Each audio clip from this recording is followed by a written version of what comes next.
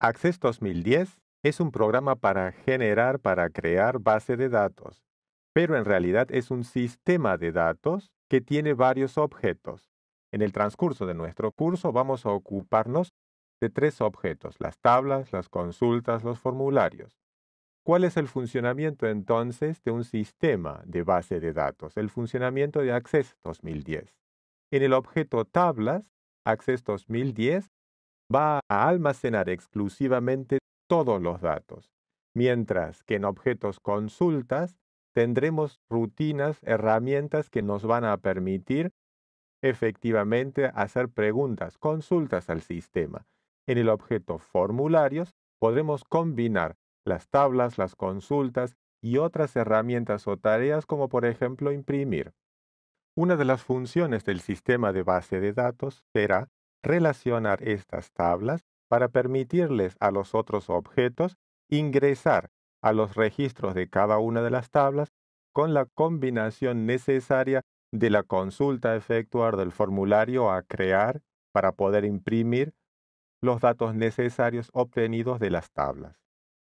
Es lógico y correcto suponer que mientras no existan tablas en la base de datos, no habrá consulta ni formulario que podamos utilizar. Veamos cómo funcionan las tablas dentro del sistema. Como ya sabemos, básicamente las tablas están estructuradas en campos y registros. El primer campo de una tabla es siempre la clave de acceso, y la clave de acceso la vamos a utilizar para ingresar a los distintos registros. Sin clave de acceso, el sistema no va a poder saber, dentro de todos los registros que él tenga en una tabla, a qué registro nos estamos refiriendo. Pensemos en una institución bancaria. En una institución bancaria seguramente habrá muchos clientes con el apellido Pérez. ¿Cómo reconoce entonces a cada uno de estos clientes el sistema? Lo reconocerá, por ejemplo, a través de la cuenta bancaria principal de cada uno de los clientes. Esta cuenta bancaria principal existe dentro de toda la institución del banco una sola vez. Ese número de cuenta va a utilizar el sistema, o podemos definir ese número de cuenta como clave de acceso para el registro del cliente a quien le pertenece ese número de cuenta bancaria. Otra función de máxima importancia que tiene una clave de acceso es que a través de ella vamos a poder relacionar dos o tres o varias tablas para así lograr el conjunto de todos los datos que puedan ser necesarios para un cliente. Es decir, tenemos la tabla 1 con el primer campo que va a ser la clave de registro de la tabla 1, y los otros campos serán nombre, apellido, dirección, etc. En la siguiente tabla tendremos también el primer campo como clave de registro de la tabla 2 más los otros campos. Si la institución bancaria tiene clientes en distintas partes del mundo o en distintas ciudades, no vale la pena escribir en la primera tabla el origen del cliente, pues repetiremos el nombre de ese país en distintos registros.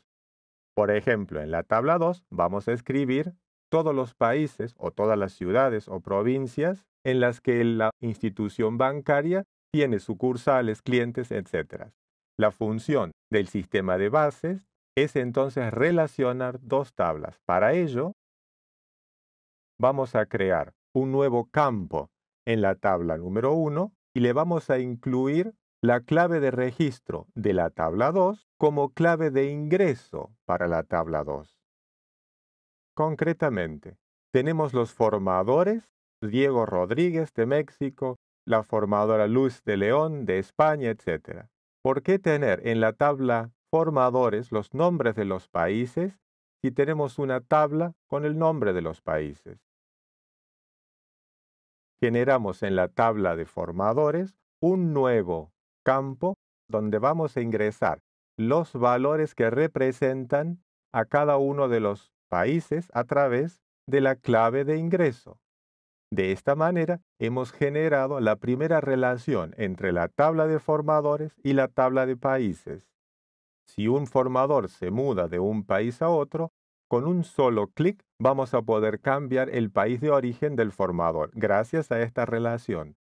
Y además, por supuesto, luego de haber creado esta clave de ingreso, podemos borrar el campo donde escribíamos el país de origen del formador.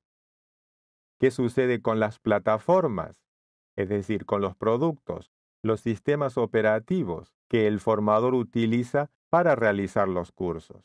Es decir, un formador tiene la especialidad de trabajar con el producto Adobe, pues crearemos en la tabla de formadores un nuevo campo para ingresar automáticamente o con un solo clic los distintos productos, sistema operativo, plataforma que utiliza el formador para su curso.